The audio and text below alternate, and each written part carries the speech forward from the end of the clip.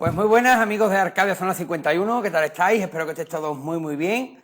Bueno amigos, aquí estamos con el penúltimo programa de la temporada en Arcadia Zona 51, y digo el penúltimo porque el último programa lo subiremos pasado mañana, día 31, donde vamos a proceder como evento de fin de temporada a sortear el libro de nuestro compañero que hoy nos acompaña, Guillermo Berman, Sefard, y el último libro de Ibiza Melián, también compañera y colaboradora del canal, y como digo, vamos a sortearlos el día 31 y el día 8 de agosto diremos los ganadores del sorteo, así que estaros muy atentos y os pedimos que participéis y como digo, Arcadia Zona 51 durante el mes de agosto cesa su actividad en cuanto a programas en directo y entrevistas se refiere, pero sí seguirá en activo con las secciones de las leyendas de Sevilla, soñar con el significado de los sueños y con esas secciones tan interesantes aparte que tenemos.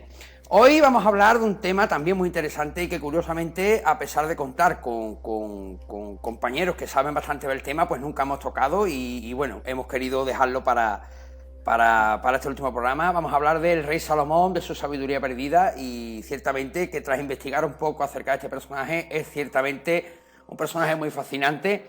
Y para hablar de ello nos acompaña, como no, nuestro querido compañero y codirector del canal Cabaleón, perdón, director de Cabaleón, Guillermo Berman. Guillermo, buenas tardes y bienvenido a tu casa, tío.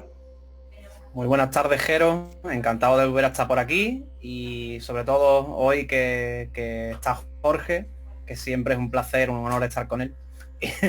Nada, vamos a dar un poquito a conocer algunas cosas del rey Salomón. Es un tema, la verdad, que bastante extenso, porque es un tema que daría para varios programas, más que nada porque se podría dividir en varias secciones, ¿no? Porque hay varias facetas del rey Salomón. Y seguramente yo estoy convencido de que cuando terminemos el programa de hoy habrá para una segunda y una tercera parte, porque tiene bastante donde cortar, ¿no? La verdad que sí. Pues seguro que sí, y por supuesto, Guillermo, tengo que agradecerte que nos hayas hecho llegar el ejemplar de Sefard para proceder a su sorteo como fin de temporada. Y como tú dices, pues ojalá quede tela por cortar para una segunda parte que ya por supuesto haremos en septiembre. Y tenemos también a nuestro compañero y codirector Jorge León. Jorge, bienvenido, tío. Bienvenido, ven allá todos. El placer es mío, ¿no? Al estante este pedazo de monstruo, ¿no? que es Guillermo, y contigo siempre, ya poco hay que decir, ¿no? ¿Sabes? Y que yo creo que aquí hoy nos va a dar una lección magistral a Guillermo, ¿no? Hoy vamos a dejar que yo creo que si nos vamos nosotros, lo dejamos a él, yo creo que hasta puede hacer 2 o 3 horitas de programa, ¿no? Sí, yo creo que sí. Si lo dejamos a él solo, ya él nos cuenta todo lo que haya que saber. Bueno, Guillermo, la primera pregunta yo creo que es obligada, ¿no? Para todo aquel, porque habrá gente que no lo sepa con exactitud. ¿Quién fue el rey Salomón? Bueno, el rey Salomón, yo voy a intentar coger el programa hoy de una forma distinta a la usual, ¿no? Porque si cuando uno habla, por ejemplo, acerca de Michael Jackson, pues lo que uno sabe de Michael Jackson es prácticamente lo que media humanidad sabe acerca de Michael Jackson, ¿no? Nació tal día, murió tal día, tenía X años, grabó tantos álbumes, sus canciones más famosas eran estas y estas, tuvo tantos hijos. Entonces yo creo que para ir dando, por ejemplo, con puntos que no todo el mundo tiene por qué conocer, me gustaría ir un poco por esa vía, ¿no? Lo dicho, en otro programa se puede ampliar algún que otro punto, pero mira, voy a empezar con una curiosidad que quizás sepáis, pero que ya os digo que la gran mayoría no sabe, ¿no? Porque con personas que yo he estado conversando en privado acerca del tema, se quedaron un poco estupefactos, tuvieron evidentemente que buscarlo, que sacar información, y se percataron pues que sí, ¿no? Por muy gracioso que suene, el primer Rastafari de la historia es el hijo del rey Salomón. Venga ya. Es hijo del rey Salomón y de la reina de Saba. Curioso, tío. O sea, Sí, Menelik primero. Sí. De hecho, si queréis otra curiosidad, el propio buque insignia de los Rastafari hoy día, ¿no? O ya como leyenda, es Bob Marley. Bob Marley es mitad judío.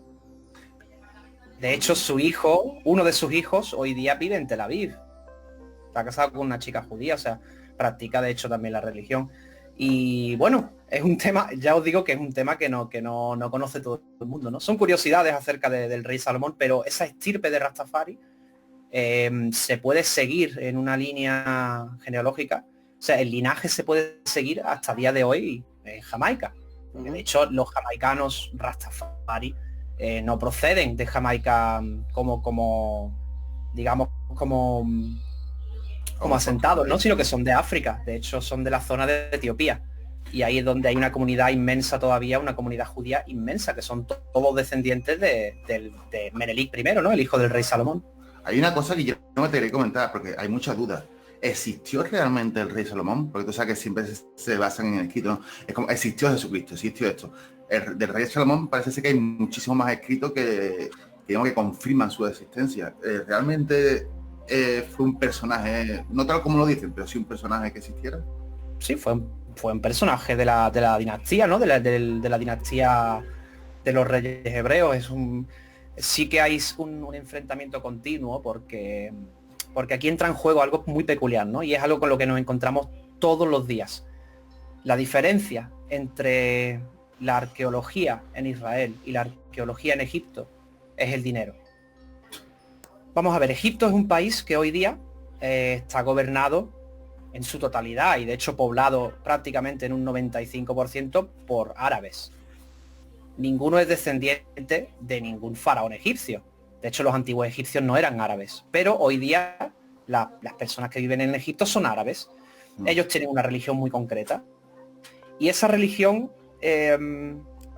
realmente no le da una importancia o no le da la importancia que tiene, por ejemplo, el velar a muertos de otra religión como pueda ser la egipcia, no como religión sino como cultura con numerosos dioses, ¿no? Entonces, el señor Hawass, que es el encargado de la arqueología en Egipto, él no tiene ningún tipo de reparo en vender todo eso al mejor postor, ¿no? Entonces, cuando viene un equipo de arqueólogos alemán, español, inglés, americano, se interesa por una tumba en concreto, porque piensan que puede ser la tumba del rey, vamos a llamar, voy a decir un nombre, rey Tutankamón V, por ejemplo, ¿no?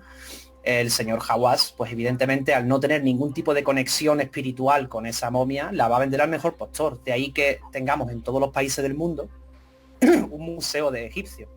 Volvemos a lo mismo. Un museo egipcio tremendo en Londres, otro en Madrid, otro en Berlín, otro en Nueva York. O sea, en todos los países del mundo hay un museo egipcio prácticamente. ¿Por qué no hay en todos los países del mundo un museo hebreo? Cuando tienen más de 8.000 puntos arqueológicos en Israel. Y digamos que está comprobado que cada vez que un equipo arqueológico cava a 1 metro de profundidad, a 2 o a 8, en Israel salen ciudades y muros y encuentran monedas y sellos y todo tipo de artilugios como se encuentra también en Egipto. La diferencia está simplemente en el dinero. En este caso, por ejemplo, Israel jamás aceptaría dinero a cambio de profanar, porque ya lo llamarían profanar. Esa es la gran diferencia. En Egipto hoy día el gobierno árabe no llama profanar al abrir una tumba del faraón, pero en Israel llamarían profanar al abrir la tumba del rey David. De hecho, el rey Salomón está enterrado junto al rey David y la tumba está en Jerusalén, la podéis visitar. Solo que no se permite evidentemente abrirla. Ya va ligada a la religión, ¿no? Yo siempre he dicho que la arqueología debe de estar exenta de la religión. O sea, la arqueología debe ser independiente y te digo, o sea, veo mejor, o sea, veo peor lo que están haciendo los egipcios, o sea, vender sus propias históricas, aunque no sea su legado, pero sí es su historia de donde viven. La historia del lugar, sí. El rey Salomón, Guillermo, algunas personas dicen que desciende del rey David. ¿Esto es cierto o no tiene nada que ver? Sí. Salomón con David. Él es hijo del rey David, el hijo menor del rey David, correcto. De hecho, él es hijo del rey David y Bathsheba, ¿no? O Betsabé, se dice en castellano. Betsabé estaba casada con otro hombre. Es que esa historia es tan entreversada que es digna de una novela. Es la típica novela venezolana donde hay todo tipo de líos, donde uno está con otro, luego uno se entera por otro lado. Pero en este caso muy, muy concreto, ¿no? Betsabé está casada con un hombre y el rey David, pues, se enamora de Betsabé. Pero claro, ella es una mujer casada y él como rey no puede casarse, mucho menos como rey, ya no puede casarse con ella. ¿Qué ocurre? Que su marido eh, tiene que acudir a una guerra a la que lo manda el rey David, ¿no? Pues para que, en primera instancia, para que muera en esa guerra y él pueda casarse con ella. Y era de costumbre que los hombres, en el mundo hebreo sobre todo, cuando van a una guerra, firmen de antemano el papel de divorcio. Por si fallecen, la mujer que se queda viuda pueda volver a casarse. De otro modo no se puede volver a casar. A no ser a no ser que aparezca el cuerpo, porque en aquella época los cuerpos ya ni aparecían, o sea, si eran enterrados allí mismo in situ y no recuperaban los cuerpos. Entonces tenían que firmar por adelantado ya una carta de divorcio, y el rey David se encargó de que este hombre fuese al frente y se encargó de que fuese de los primeros en morir, ¿no? Ahora, claro está que también hay que mencionar que cuando ellos acudían al frente, de los 2000 soldados que estaban en el frente, 500 sobrevivieron. O sea, él podría haber sobrevivido perfectamente y el rey David nunca se hubiese casado con Betsabé. Pero bueno. Ya se encargarían de matarlo entre ellos. Claro. Ahí aconteció eso y finalmente él pues se casa con Betsabé y tiene al rey Salomón. De esta historia que las cojan Almodóvar le dan otros cafíos, ¿no? Por eso mencioné al inicio que da para varios programas, porque cualquier historia, cualquier pregunta ya da para un programa entero, porque tiene tantísimo trasfondo y ese trasfondo ya te digo que da para una novela. Se dice incluso, he podido leer por ahí, que el otro día, buscando información, leí un artículo que se titulaba El día que Salomón convirtió a la reina de Saba. O sea que digamos que la reina de Arabia va al encuentro del rey de Israel y se convierte al judaísmo, ¿no? Hay un libro bastante interesante que lo tengo yo en casa, que se llama Maqueda, con K, la reina de Saba, y narra la historia, no de la reina de Saba en sí, sino que el libro lo escribe una persona que fue asesor de un ministro etíope. O sea, es verídico, la persona que escribe el libro fue asesor de un ministro, de un presidente etíope, que se interesó por la historia de su país, por la historia de su linaje, ¿no? Y encarga a este hombre realizar una búsqueda profunda, ¿no? Un estudio profundo acerca del linaje de toda la familia etíope, ¿no? De la familia real. Y él llega hasta los abuelos de la reina de Saba. Y de hecho vivían en Egipto, viajaron al sur hacia Etiopía, luego volvieron a tener bastante conexión con Egipto. Ellos eran de una tribu judía, de una de las 12 tribus, o sea que de por sí la reina de Saba ya venía de antemano de una tribu hebrea, que finalmente pues se asentó en Egipto, lo dicho, ¿no? Se fueron a Etiopía, volvieron a Egipto, volvieron a Etiopía, y ellos seguían llevando a cabo esa cultura. De hecho, hasta el día de hoy en Etiopía existen tribus judías que están todavía allí, que no están en su totalidad de vuelta en Israel. De hecho, el gobierno israelí hizo mucho hincapié en traer a esos judíos de vuelta a Israel, y la última oleada fue hace justo un año. Creo que fueron 2000 personas y todavía restan allí otras 6000 que están en la lista de espera para ir a Israel, ¿no? Ellos hacen mucho hincapié en reunir esas tribus perdidas, ¿no? En reunirlas todas en Israel. Incluso hay una en China que si queréis hacemos un día un programa, porque eso sí que no se lo cree nadie, ¿vale? O sea, un pueblo en China, es espectacular, porque es un pueblo en China en el que hace 2000 años, o sea, desde hace 2000 años no tienen conexión ninguna con Israel y han seguido hablando el hebreo, ¿vale? Te quedas flipando. Es curioso. Lo mismo sucede en Etiopía, ¿no? Lo mismo sucede allí. Bueno, pues este libro narra la historia. Cómo ellos luego se van poco a poco apartando del judaísmo, pero las costumbres las siguen llevando a cabo. Como religión no la practicaban, pero las siguen llevando a cabo. Y los ancianos del pueblo, y ahora entra lo que tú has dicho, lo de la conversión, ¿no? Los ancianos del pueblo, claro, ellos vieron un enfrentamiento continuo entre sí, entre las propias tribus entre sí, ¿no? Y entre los poblados vecinos. ¿Qué ocurre aquí? Que cuando muere el padre de la reina de Saba, ella hace una promesa y ella dice que ella va a ser la sucesora del trono, cuando no podía siendo mujer, pero a cambio se compromete a permanecer para siempre virgen, porque los ancianos tenían un problema y decían que si tú como mujer eres nuestra reina, ¿no? Vas a ser profanada como mujer, o sea, vas a perder la virginidad o tu divinidad, digamos, en ese caso, y no podemos seguir aceptándote como reina. Entonces, si te comprometes a permanecer virgen de por vida, Entonces te permitimos que seas la reina y la sucesora de tu padre. Y así fue. Ella hizo esa promesa y la quiso mantener en vigor pues hasta el final de sus días, ¿no? Hasta que conoció al rey Salomón. Y el rey Salomón la lleva ante el consejo de los sabios, de los rabinos en aquella época, ¿no? De los sacerdotes.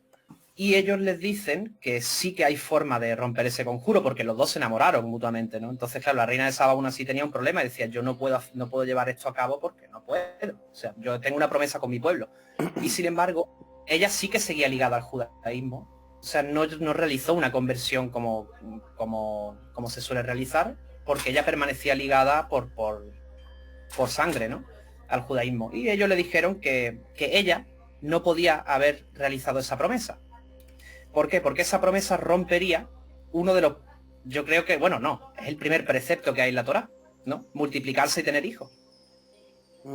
Unirse al sexo opuesto y tener hijos. Entonces dijeron, tú, la primera, digamos que la primera ley que tienes que cumplir es tu ley con la Torá. Y tú estás incumpliendo el primer precepto, que es tener descendencia. Por lo consiguiente, tu promesa con tu pueblo queda anulada y está justificada. Y así fue como finalmente se pudo acercar a Salomón en ese aspecto y bueno, tuvieron ese hijo, ¿no? Así que... A riesgo, Guillermo, ¿te parece esto una telenovela? ¿Vale? Una telenovela. No, ¿cómo se conoció el rey Salomón y la reina de Saba habiendo tanta distancia de promedio y demás? Mira, el rey Salomón, porque ahí entra en juego el nombre del rey Salomón, ¿no? Salomón en hebreo es Shlomo. Y Shlomo es el Pacífico. Él cobra ese nombre precisamente por los tratados o por las anexiones que él hizo entre los diferentes reinos que le rodeaban, ¿no? Él generó paz entre muchas naciones que estaban enfrentadas. Y aquí entran en juego ahora varios puntos.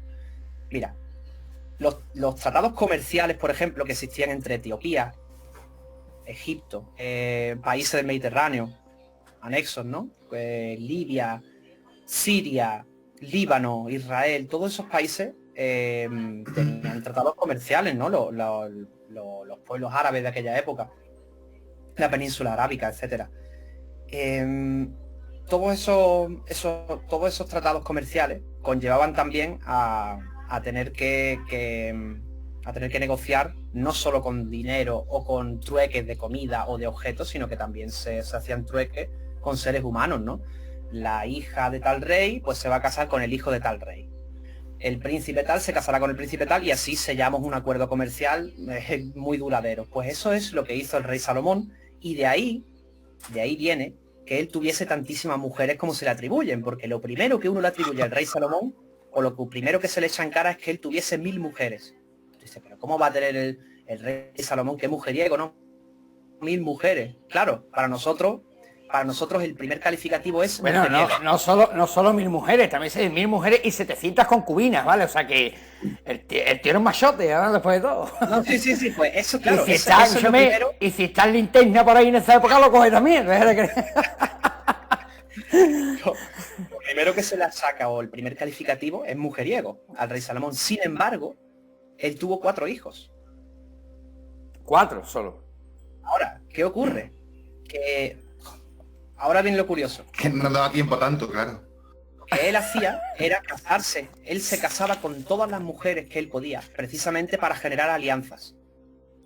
Para generar alianzas y tratados comerciales y alianzas de paz, etcétera. De ahí que su nombre sea el Pacífico, ¿no? Shlomo.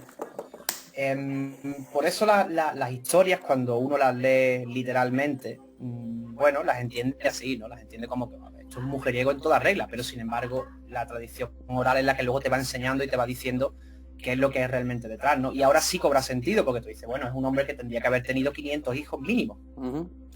A época sin anticonceptivos, etcétera, pues imagínate con tantísimas mujeres, pero la prueba está ahí. Yo he escuchado, Guillermo, que vamos, también es un lado oscuro, ¿no? Que también existe un lado oscuro en la leyenda bíblica y posbíblica de Salomón, y es la que cuenta, según esto lo cuenta el libro de los Reyes, ¿vale? Que Salomón no solo se limitó a construir el templo a Yahvé, sino que, incitado quizás por algunas de sus múltiples esposas, como tú, ya que has salido el tema, que tú bien has dicho, construyó o llegó a construir incluso templos a otros dioses, ¿vale? Y esto es lo que lleva a otros autores a diversos autores a sacar la teoría, una teoría absurda, ¿no? Que tuvo lugar en los juicios de Salomón, en el famoso juicio de Salomón, que ahora nos contarás en qué consistió este juicio de Salomón, en la que se dice que la reina de Saba era un personaje enviado por el maligno, ¿no?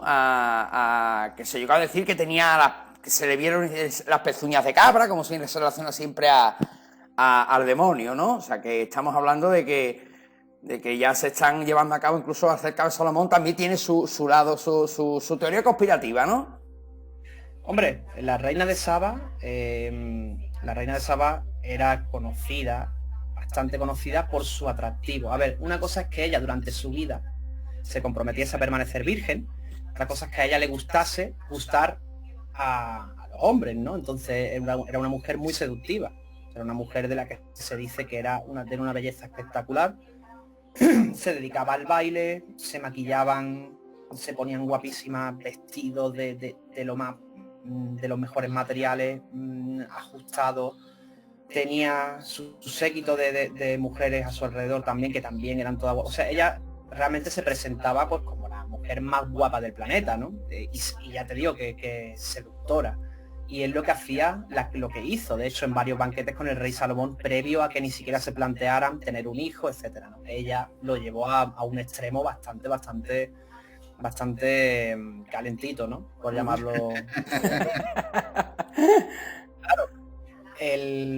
¿De dónde salen luego las teorías conspiranoicas? Pues no sé decirte realmente. O sea, realmente es que no la puede haber porque ellos dos finalmente tienen un encuentro íntimo, ¿no? Realmente, como ha dicho Jero, también a mí me da que la conspiranoia viene más a raíz de lo que es el cristianismo que de lo que es la historia real, porque cuando se dice que son de pata de pezuña de cara y demás, eso es un invento cristiano, ¿no? O sea, eso creo que fue la conversión del dios Pan, ¿no? Para hacerlo el demonio y demás. Yo creo que son posteriores y que el cristianismo ya crucificó, demonizó a la reina de Saba porque en algún momento de la historia pues no le convenía. Bueno, el cristianismo realmente, todos saben lo que yo pienso de la iglesia, ¿vale? De la secta más grande de la historia, o sea...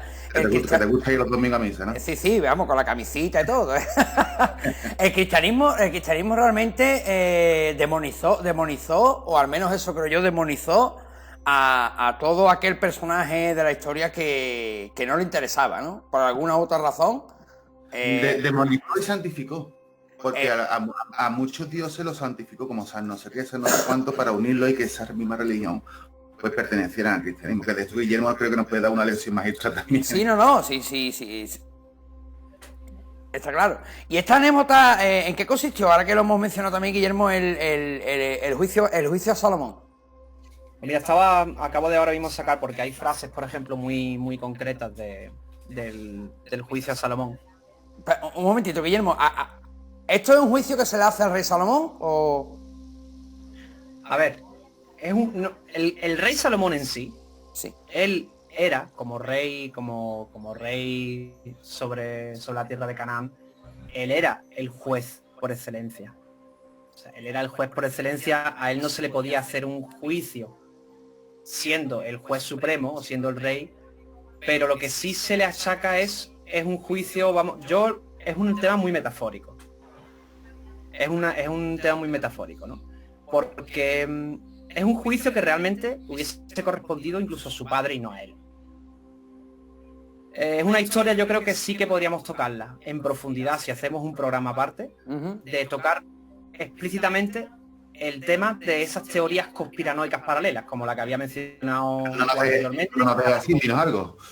Y la del juicio, porque son es que son también tan amplias, tantísimas explicaciones, que sí que se llevan un tiempo, porque hay que ir narrando punto por punto de dónde sale esta acusación, de qué año sobre todo y de qué vida, pero porque no pertenece a su vida, sino a una vida anterior que va ligada a su padre. Perfecto. Ahí hay un juego. Entonces vamos ya a decirlo ya, vamos a emplazar una segunda parte que haremos en septiembre cuando volvamos de las vacaciones. Y a mí me gustaría, Guillermo, preguntarte por un llamado objeto de poder, de estos que hay atribuidos varios, ¿no? Tengo entendido, al rey Salomón, el anillo de Salomón y las 72 vasijas selladas. y el mar de Salomón, ¿no? También. Que lo que está detallado en la Biblia son las dimensiones incluso, ¿no? Mira, hay una réplica, por ejemplo, del mar de Salomón. Voy a empezar por ahí. Hay una réplica del mar de Salomón en la Alhambra, en Granada. El patio de los leones, ¿vale? El patio de los leones es, digamos, una réplica visual, ¿no? Gráfica de lo que se detalla en la Biblia acerca de la mesa de Salomón, del mar de Salomón también se le llama. Pero es un instrumento, o sea, realmente no es una mesa en sí, o no es un azulejo como se cree que estuvo en Toledo, que llegó de algún modo a España y luego se fue revendiendo porque hay una se supone, dice la leyenda, que llegó hasta Toledo, ¿no? Pero bueno, no es ya te digo que no es un artilugio, no es un mueble en sí. Se le detalla como una decoración del templo, como una parte del templo, pero no es un mueble en sí de decoración para comer encima, sino que es un artilugio astronómico, ¿vale? Y para ello os voy a emplazar, si me permitís, a un vídeo que grabé hace un año con el científico Saul Kulok. Se escribe con doble K, ¿no? K al principio y K al final. Saul Kulok. Lo podemos poner en la descripción, ¿no, Guillermo? Porque está bastante interesante. De hecho, él te habla precisamente del mar de Salomón, ¿no? Y resulta que las medidas que están detalladas en la Biblia te hacen, al dibujarlo, al sacar el esquema, te generan un ángulo concreto entre los puntos, ¿no? Del mar de Salomón. Y ese ángulo, junto con el eje mecánico de la Tierra, si no me equivoco, en su división te van dando trazados a lo largo del planeta, ¿no? Y curiosamente relaciona los movimientos migratorios que se describen en la Biblia en sus respectivos años con la inclinación del eje terrestre. Y esto es súper curioso porque te lo explica, y de hecho es un descubrimiento espectacular porque coinciden cruzando la línea en base a la inclinación del eje terrestre, ¿vale? Y al ángulo que te demarca el mar de Salomón, coinciden en las fechas en las que la Biblia te habla de migraciones en la propia Biblia. Por ejemplo, tal pueblo emigró a Egipto, tal familia emigró a tal sitio, el pueblo hebreo salió de Egipto, el pueblo hebreo se asentó en tal sitio. Pues todas esas fechas coinciden con los trazados lineales de ese ángulo en base al eje terrestre, ¿no? Es súper curioso porque es astronomía, es matemática, es física pura, y de hecho coinciden, ¿no? Y os puedo adelantar que para el año acorde a la última inclinación, si queréis una reciente que él sacó, fue por ejemplo la de la guerra de los 6 días, en los años 60 en Israel, y luego la siguiente, entre medio, tiene que ver con las intifadas de los pueblos árabes contra Israel, y la siguiente, curiosamente, me dijo, entre finales del 2019 y finales del 2021 habrá un movimiento migratorio importantísimo y acorde a un trazado astronómico, no es otra cosa, o sea, no tiene nada que ver con magia. Bueno, sin irme muy lejos, si queréis podéis ojear el vídeo porque está interesante, que ahí os lo explica él muy bien. Sí, lo vamos a dejar en la descripción del vídeo para que puedan acceder. El mar de Salomón hacía eso. Él podía trazar eventos futuros en base a las inclinaciones del ángulo del eje terrestre. O sea, imagínate hasta qué punto Salomón tenía conocimientos astronómicos, ¿no? Es curioso, ¿no? Como ya no dejamos de ver a lo largo de la historia, ¿no? No dejamos de ver cómo esos pueblos que nosotros consideramos que no tenían conocimiento y que no tenían sabiduría ninguna, cómo analizando los objetos que nos dejan, ¿no? Y su legado, y analizando su historia, nos dan una lección absolutamente en todo, en matemáticas, incluso en física, en astronomía, cuando tú puedes decir a una persona que no está puesta en el tema, coño, es que es imposible. Pues ahí está, ¿no? Algo similar pasa, por ejemplo, con las pirámides de Egipto, ¿no? Con sus medidas precisas, con su... realmente... Y además... Lo bonito es que además es observable. Eso es lo curioso. Es que le iba a decir a Jero que no se fuera tan lejos, o sea, cuando se supone, ¿no? que los católicos expulsaron a los moros aquí de España. Los árabes, no sean racistas que nos van a hacer el canal. Nosotros somos los blancos, lo que tú quieras, ¿vale? A los árabes, cuando expulsaron a los árabes, que yo creo que aquí en Andalucía debemos mucha de nuestra cultura, si no el 90%, a lo que es el pensamiento arábico. Bueno, pues ellos dejaron en su vida muchos instrumentos que luego vinieron los cristianos, entre comillas, que realmente eran los bárbaros porque no sabían hacer algo con un canuto, ¿vale? Y para digamos, saber cómo funcionaba, lo destrozaron para poder volver a ponerlo, no tuvieron cojones de hacerlo. Te pongo el ejemplo de un reloj de agua, te pongo el ejemplo de una fuente como muy parecida a la de los leones, ¿no? Que echaba el agua según el tiempo y demás. O sea, nosotros destrozamos la ingeniería que tenían ellos tan precisa y no fuimos capaces de remontar ningún tipo de maquinaria que tuvieran ellos. Y aquí nos creemos ahora los árabes, pero eran unos mentes pensadores, eran poetas, eran matemáticos, astrólogos, astrónomos, eran unas mentes perdón, muy brillante, que además quisiera mucho de hoy en día tener, digamos, la comunidad y el pensamiento de aquel entonces, y con esto no me estoy refiriendo ni que es uno ni mejor ni peor, ¿vale? Y que más quisieran tener, digamos, esa armonía con las artes, ¿no? Y con el saber que tenían entre ellos mismos. Guillermo, acerca del templo del rey Salomón, ¿qué nos puedes contar? Bueno, el templo del rey Salomón tiene otra peculiaridad en su construcción, ¿no? Mira, Isaac Newton, si entráis en la página de la Universidad de Cambridge, existe un apartado que es el Museo Newton en la Universidad de Cambridge. Y Newton, ahí ya lo mencioné en un programa anterior también, que Newton tiene, por ejemplo, tratados del Zohar, ¿no? Del libro de Cábala por excelencia, con anotaciones suyas de puño y letra. Él aprendió hebreo. Isaac Newton, sí. No tenía ni idea, es una pasada. Pues entras en el Museo Newton de la Universidad de Cambridge y de hecho hay un Zohar original allí, suyo, de puño y letra, escrito por él. Hay tratados en hebreo escritos por él, hay cálculos del templo, cálculos de profecías bíblicas en las que él escudriñaba, etcétera. Es súper curioso. Y de hecho, uno de los, o sea, digamos, el mayor erudito en los escritos de Newton, se llama Keynes, de apellido, lo describe como, atención porque lo describe, es metafórico evidentemente, lo describe como un judío de una ortodoxia profunda de la escuela de Maimónides. De hecho, el referente por excelencia de Newton era Maimónides. Ya que estábamos hablando de España y la riqueza filosófica de España, o en este caso Maimónides, astrónomo, médico, filósofo. Sí.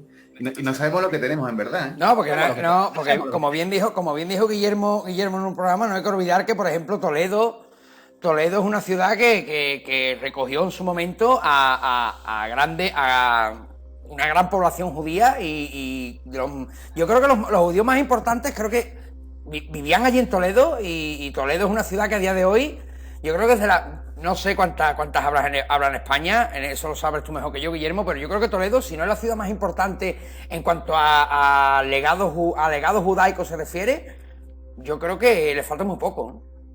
Bueno, existe el trazado, hoy día existe el trazado Raíces de Sefarad, ¿no?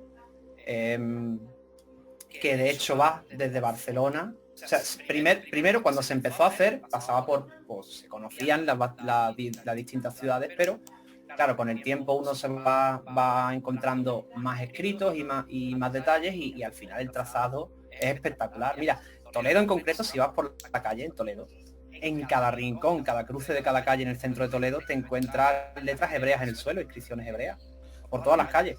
Es verdad, me fijo en ello, ¿eh? Es súper curioso. Aparte, Guillermo, corrígeme si me equivoco, porque yo estando en Toledo me dijeron que cada jardín que había, porque era muy pequeño, ¿no? Y tener un jardín era casi como que un lujo, ¿no? Era una antigua sinagoga que había, que a la conversión tuvieron que replantearlo y para que se supiera que era una sinagoga, era un terreno sagrado, pues se convirtió en un jardín. Y de hecho hay tumbas en el jardín, hay tumbas hebreas en ese jardín. Si es el mismo jardín, el concreto, yo creo que hemos estado en el mismo, creo. Sí, de hecho ahí todavía había tumbas. Y bueno, hablando de Toledo, por ejemplo, los propios nombres de las ciudades, ¿no? A ver, nosotros tenemos una concepción histórica muy concreta. A nosotros se nos ha enseñado históricamente, por ejemplo, que Córdoba proviene del romano, del idioma romano. Otros dicen que proviene del árabe y tú dices, bueno, un momento, ¿ahora en qué quedamos? Luego, claro, se puede justificar el romano pues porque el nombre deriva en tal palabra del latín. Otro dice que deriva del árabe, otro dice tal. Igual que Sevilla, igual que muchísimas ciudades, ¿no? Igual que Málaga. Ahora sucede una cosa interesante y esto os va a gustar. Mira, por ejemplo, Barcelona, ¿no? Se dice que Barcelona proviene de una palabra, vamos a llamarla indígena, ¿no? Del lugar, que era como una especie de dialecto en aquella época y tiene algo que ver con un puerto, el puerto del mar, el puerto al sol, algo parecido, ¿no? Pero sin embargo, Barcelona, cuando tú le preguntas a una familia sefardí que haya mantenido la tradición oral de sus ancestros, te dice que Barcelona es Barcelanu en hebreo, que nuestro hijo, nuestro hijito, su ciudad, su luz, ¿no? Porque Barcelona fue un enclave espectacular hebreo, ¿no? De hecho, hay una sinagoga en Barcelona que cuando estéis allí la tenéis que visitar porque está en el CAL de Barcelona, en pleno centro. Está justo por debajo de la Plaza de Cataluña y se llama la Gran Sinagoga. Sin embargo, tú entras y yo creo que prácticamente tocas el techo con la cabeza, ¿no? O sea, eso de Gran Sinagoga, y realmente es diminuta, pero era su gran punto de encuentro, ¿no? Y está muy bien conservada. Bueno, tocarte eso con la cabeza depende de quién. Yo soy bajito, yo no... Bueno, tenemos nombres, por ejemplo, como Córdoba, ¿no? Córdoba, bueno, un hebreo, una familia sefardí de aquella época te puede decir, pero si Córdoba era nuestra ciudad por excelencia. Córdoba, en hebreo, ¿vale? Derivaría de la palabra Kioktoba, porque es de una buena luz, porque la luz es buena allí. Y tú dices, coño, entonces Córdoba no viene ni del latín ni del árabe, ¿de dónde viene? Es que es muy curioso, porque esa historia también tiene tres partes, al igual que las tres religiones que prevalecían, ¿no? Y luego, bueno, Toledo es Toldot, generaciones, ¿no? En hebreo. Las generaciones de ahí. Incluso, Guillermo, lingüísticamente también tenemos muchas derivaciones, ¿no? Que son... Sí, bueno, y árabe, del hebreo, por ejemplo, a mí me hace poco, ¿no? Enteré que hay una canción que la cantábamos cuando chico, era ¿dónde están las llaves? Matarile, rile, rile, ¿dónde están las llaves? Matarile, en el fondo del mar. Bueno, pues por lo visto, ¿dónde están las llaves? No, el matarile significaba, no me acuerdo muy bien, ¿no? Como hombre que se va o algo así, ¿no? Claro, cuando los árabes se fueron así, se llevaron las llaves de sus casas para cuando volvieran poder entrar. Incluso creo que hoy en día tienen muchas veces colgadas ahí las llaves por si vuelven algún día, ¿sabes? Y de ahí, por lo visto, viene esa canción, ¿no? De dónde están las llaves, y porque muchos también perecieron en el mar y se fueron y no regresaron más. Todas las familias sefardíes guardan, yo creo que todas, una llave, prácticamente todas. O sea, una de las cosas que se fueron llevando fue precisamente una llave, ¿no? Un símbolo. Sí. Y bueno, de hecho, ahora que hablas lo del mar, me permite hacer un inciso, en Nerja, ya lo comenté también con anterior, pero en Nerja, aquí en Málaga, hay una playa que se llama la Playa del Salón. Y tú dices, bueno, la Playa del Salón porque hay un sofá, una tele. No, es que realmente es la Playa del Salón, porque desde aquí partieron hacia Marruecos cuando lo expulsaron en barco, desde las costas de Málaga, y se quedó el nombre de Shalom, ¿no? De adiós, porque es hola igual que adiós en hebreo, o sea que... Y Guillermo, me gustaría que nos hablaras de un tema ahora que ha salido en multitud de libros, películas, series, incluso, vamos, infantiles, para adultos y todo, las famosas minas del rey Salomón. ¿Qué es esto? Las minas del rey Salomón, pero mira, las minas del rey Salomón, yo personalmente pienso que, o sea, no está ligado a la historia del rey Salomón en sí. Las minas del rey Salomón sí que hay construcciones de época, pero son posteriores, ¿no? Y lo dicho, es algo que se lleva a cabo por esos descendientes del rey Salomón. Es importante notarlo también. Y ya te digo que la mina del rey Salomón se puede tomar también de dos formas. Se puede tomar de una forma literal y se puede tomar de una forma metafórica, ¿no? Al igual que cuando queda una construcción muy concreta en pie de hace 500 años y uno dice, bueno, literalmente como Medina Zahara en Córdoba. No, aquí se casó, aquí hubo un rey árabe, un príncipe árabe que se enamoró y lo construyó pues para una mujer, en su honor, por su amor, etcétera. Te lo puedes tomar de forma literal, pero sin embargo Medina Zahara es toda una ciudad. O sea, yo he estado allí y yo me quedé alucinando, te lo digo en serio, yo me enamoré de aquel lugar. Y mira que está bastante destruido, a ver, han pasado muchos años. Pero claro, esa metáfora del hombre que se enamora de una mujer también puede hacer hincapié en que los árabes se enamoraron de Córdoba, ¿no? Y por eso lo construyeron. O sea, hay que ver siempre el significado. Hay que leer el trasfondo, ¿no? de la leyenda, porque no olvidar que son leyendas lo que nos están contando y puede ser perfectamente lo que dices tú. Bueno, que los árabes se enamoren de Córdoba y construyen ahí su ciudad, ¿no? Por así decirlo. De hecho, creo que lo dicen en femenino, a Córdoba la ponen de femenino, de masculino. Sí, de hecho puede ser incluso ambas cosas. Puede ser que los árabes se enamoraron de Córdoba y en honor de Córdoba construyeron Medina Zahara, pero puede encartar que precisamente el que ordenó construir Medina Zahara se enamoró de una mujer y a esa mujer la vería tan bella como la propia Córdoba. O sea, las dos cosas pueden ir a la par perfectamente. Yo comprendo que se puedan enamorar de Córdoba, ¿eh? Sí, no, Córdoba Sí, es un totalmente. sitio espectacular. Totalmente. Hay una cosa, Guillermo, que te quería preguntar sobre, porque siempre se ha dicho, es una solución salomónica. Siempre ha habido ese deje, ¿no? Digamos, en el corrillo popular. ¿Qué es realmente una solución salomónica? ¿No? ¿A qué es debido? Yo tengo una cierta noción y quiero que tú me la aclares un poco, si sabes por qué se dice que es un juicio salomónico o una solución salomónica. Mira, hay una historia del rey Salomón que habla acerca de 3 amigos que acuden a él a un juicio porque el asunto deriva finalmente en un juicio y Salomón tiene que decretar una sentencia sobre los 3. Estos 3 amigos resulta que van caminando juntos pues después de haber hecho unos trabajos, después de haberse hecho con un dinerito, y regresan el sábado al mediodía a su casa. El camino se les hace largo, entra el Shabbat y ya no pueden portar dinero encima, porque es una de las bases del Shabbat, el no manejar dinero. Y dicen, mierda, se nos está echando encima el sol, se nos echa encima la tarde, va a caer el Shabbat y no podemos llevar el dinero encima. Vamos a enterrarlo aquí escondido y cuando llegue el domingo, pues venimos, o el sábado por la noche, que ya podemos volver a maquinar dinero, pues volvemos y cogemos el dinero donde lo hemos enterrado. Entonces, solamente ellos 3 sabían dónde estaba enterrado el dinero. Cuando cae el sábado a la noche, acuden a por el dinero y no está. Es decir, uno de los 3 lo ha robado. Nadie más lo sabía, no había ningún testigo, o sea que uno de los 3 lo ha robado. Entre ellos no se ponen de acuerdo, uno inculpa al otro, el otro al otro, se pelean entre sí y acaban al final en un juicio con el rey Salomón. El rey Salomón le dice, mira, os voy a contar una historia y me vais a responder a ver qué opináis vosotros. Y el rey Salomón a los 3 los expone a una historia. Y les dice, mira, érase una vez un chico y una chica que se conocen desde niños y se prometen amor eterno. Y como pacto dicen, si un día a ti te da por casarte con otro hombre que no sea yo, cuando seamos mayores, vas a tener que pedirme permiso. Y yo voy a tener que darte la bendición, a no ser que te cases conmigo.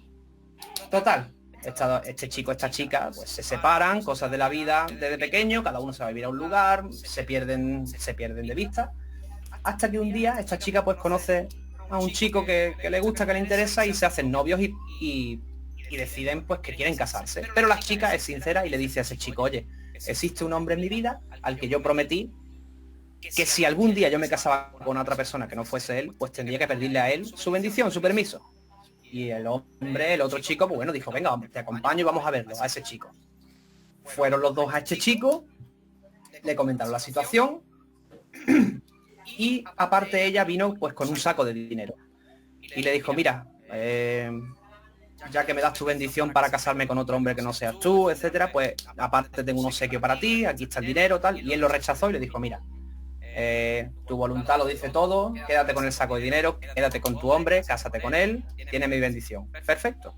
Entonces esta pareja se va feliz del lugar y van de vuelta a su domicilio, a su pueblo.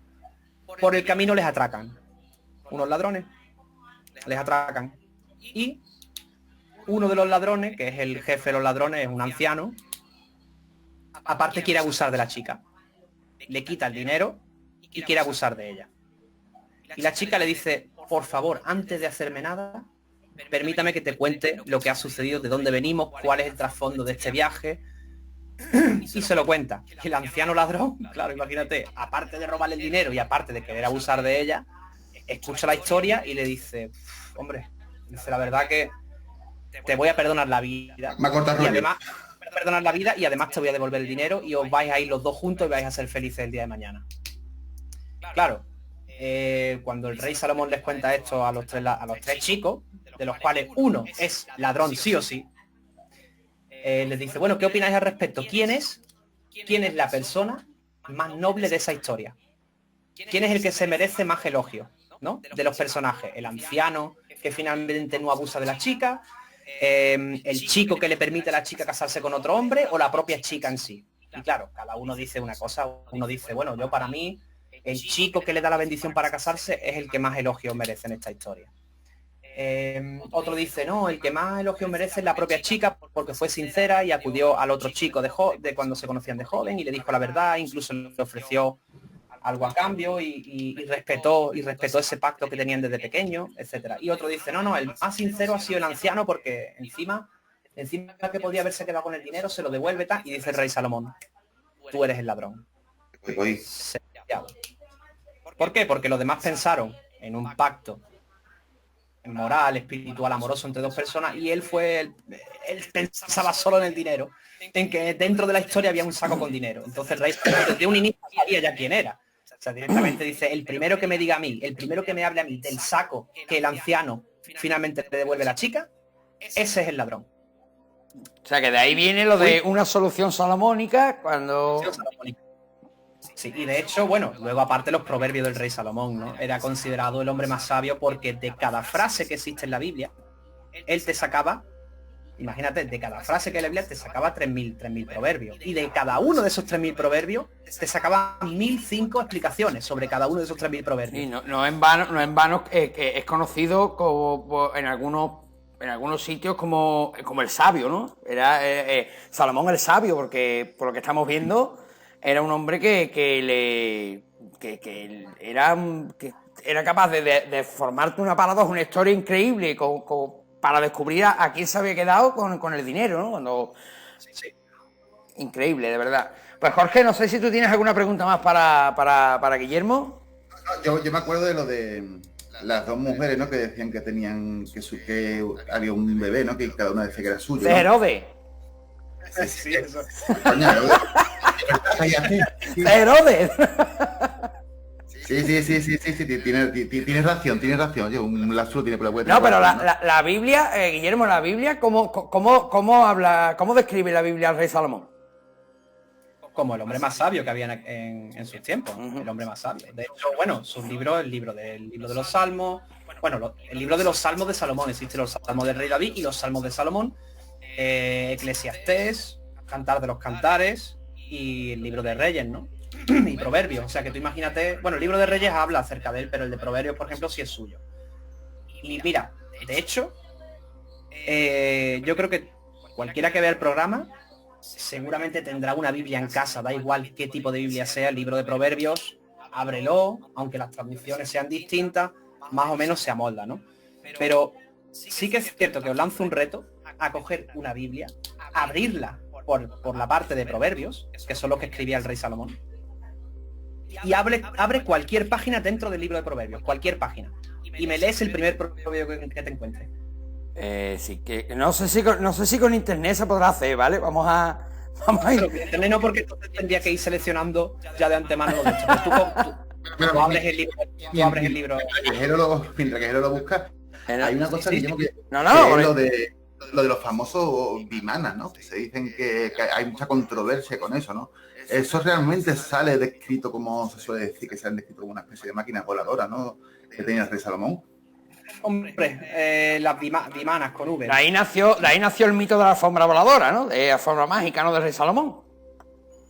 Yo el tema de las bimanas, ahí entramos en un tema esotérico, que incluso, ya te digo, si vamos a hacer un segundo programa, sí podríamos coger, no por nada, sino porque también podemos hablar tantísimo de ello y podríamos, si te parece bien, en un segundo programa, llamarlo, por ejemplo, los objetos del rey Salomón. Y entran los bimanas, o sea, bimanas, el sello, que al final no hemos hablado de él, las vasijas, ¿no? 72 también muy curioso, como los 72 nombres de Dios. Por eso te digo que hay tanto trasfondo detrás, que realmente es para coger cada objeto y sobre cada objeto ir haciendo un programa, porque es larguísimo. Pues vamos, pues como digo...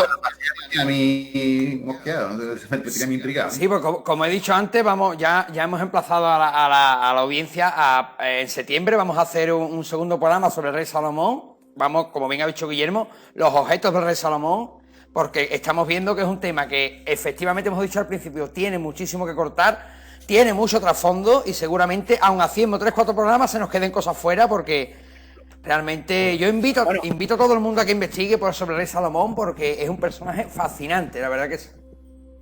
¿Das con el libro de Proverbios ahí al final o no? Sí, he dado con el libro de Proverbios, no te vayas. He dado con él. finalizar el programa a lo grande con el libro de proverbios. No, sí, he dado con él, los proverbios, los proverbios de Salomón, hijo de David y Israel. Le voy a dar así, voy a parar en uno. Por los veos a mi represión, he aquí yo derramaré mi espíritu sobre vosotros y os haré saber mis palabras. Uno que no hable de él, uno que tenga proverbios, que él diga proverbios. Bueno, un momentito. Es que como tú dices, en la Biblia, en internet es complicado, ¿eh? Sí, porque porque internet te va abriendo, por ejemplo, la introducción, como acabas de mencionar. Sí, Proverbios 1.1. Vamos a... Oye, hijo mío, la instrucción de tu padre y no desprecies la dirección de tu madre. Porque adorno de gracia serán a tu cabeza y collares a tu cuello. Por ejemplo, ese proverbio, si lo coges metafóricamente, fíjate la distinción que hace, ¿no? La instrucción de tu padre y la dirección de tu madre. Nosotros hoy día, ¿qué hacemos? Por ejemplo, cuando uno dice, hay que ver cuánta razón cuánta razón tenía mi madre, ¿es verdad o no? Es verdad. O sí. ¿Te puedo yo leer uno, Guillermo? Adelante, sigue, sí, métele. Como vinagre a los dientes y humo a los ojos. Es el perezoso para quienes lo emplean. ¿Qué coño es eso? Pero atención, si le buscas la metáfora, por ejemplo, el vinagre a los dientes te destinta. Sí. Y lo que te genera es un mal habla, porque cuando el vinagre sobre los dientes te genera una acidez en los dientes y empiezas a hablar mal. Y el humo en los ojos te ciega la vista. Llega. O sea, tú imagínate hasta qué punto esas metáforas son aplicables a los días de hoy. Cualquier proverbio, lo que yo quería decir era que podéis abrir cualquier proverbio del rey Salomón que se ajustan a los días de hoy. Es atemporal. Sí, si no este que dice, la sabiduría clama en las calles, alza su voz en las plazas, clama en los principales lugares de reunión, en las entradas de las puertas de la ciudad, dice sus razones. Sí. Sí, la verdad. Todos los proverbios son aplicables a los días de hoy. Y es curioso. Hay algunas que son... Es que es lo que dice Guillermo, son totalmente atemporales.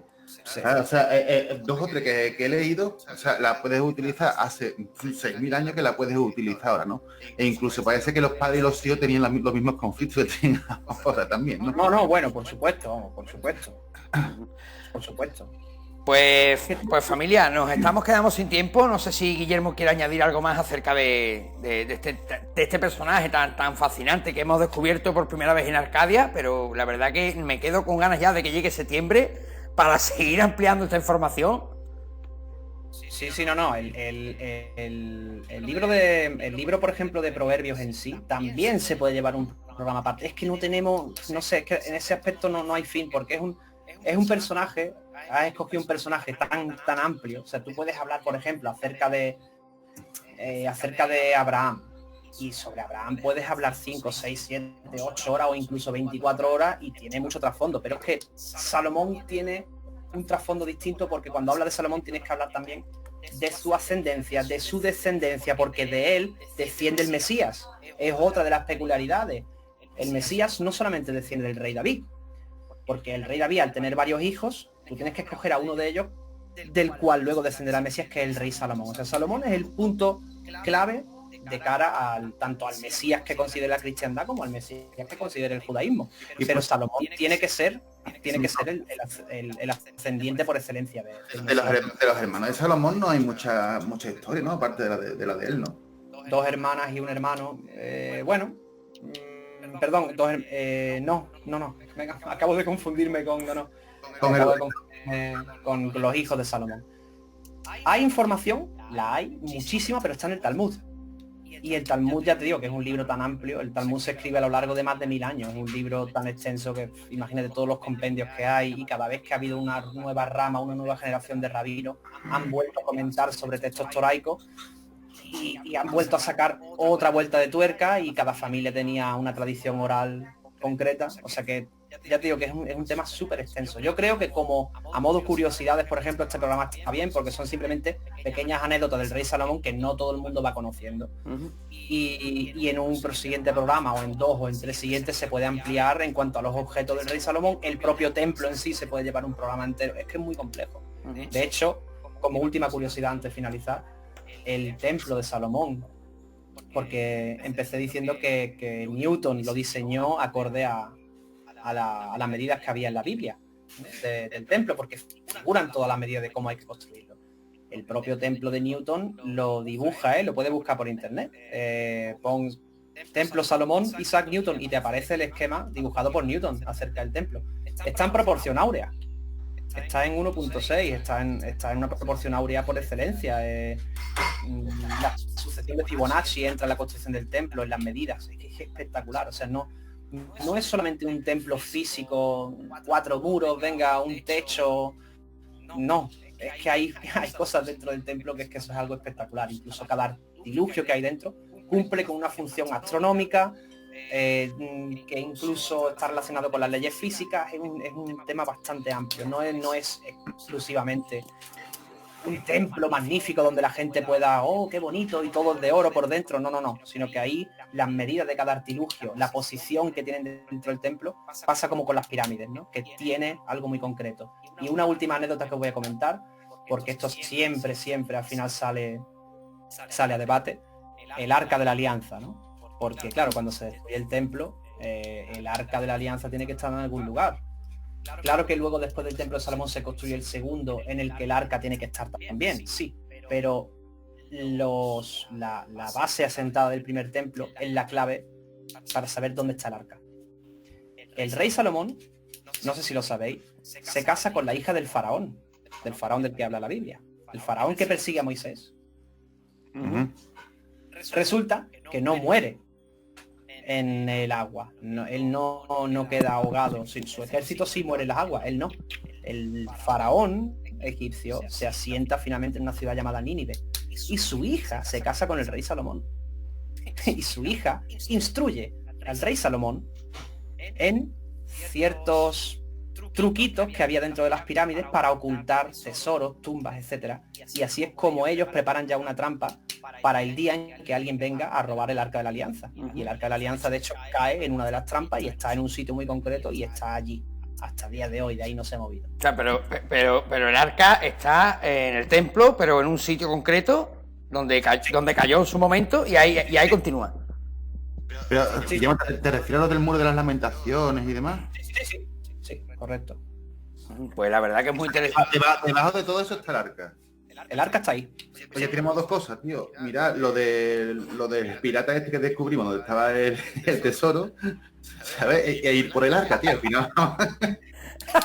El arca está bien custodiado, y dudo yo que alguien pueda llegar hasta allí, pero lo dudo, sí ya, que... ya hubieran llegado, conociendo a las personas que hay en busca de esos objetos, ya hubieran llegado si hubieran podido. Pues la verdad que el tema fascinante, y como tú bien has dicho, Guillermo, yo voy a emplazar a la audiencia a partir de septiembre a un segundo programa sobre los objetos del rey Salomón, donde ahondaremos, por supuesto, en ese templo, y Guillermo nos ampliará un poco la información acerca de todo lo que está dentro del templo, porque yo sí he leído que sí es verdad que los objetos y todo lo que está en el templo no es casualidad que estén en una posición y tengan unas medidas concretas. Eso está puesto así por algo, y Guillermo, por supuesto, nos ampliará esa información. Y por cierto, Guillermo, a ver si para septiembre podemos poner en marcha ese cuarto programa que tenemos con Alex pendiente, que me imagino que el hombre ha estado también muy liado, pero tenemos ese cuarto programa pendiente sobre simbología oculta en las Sagradas Escrituras, que también se nos quedó pendiente, y lo emplazamos también para septiembre. Así que, Guillermo, muchísimas gracias por tu participación y por haber estado aquí para despedir esta temporada de Arcadia Zona 51, que ha sido muy interesante, y que de verdad te estoy muy agradecido por acompañarnos, ¿no?, en esta larga y ardua cuarentena que se nos presentó. Pero tú siempre has estado con nosotros, acompañándonos, has estado, creo, en casi todos los programas. Así que... Es mucho, ¿no? La mayoría, y si nos vuelven a encerrar, que lleva todo el camino de que sí, pues ahí estaremos otra vez, ¿verdad? Para hacer más ameno esto. La verdad que es un placer, como siempre.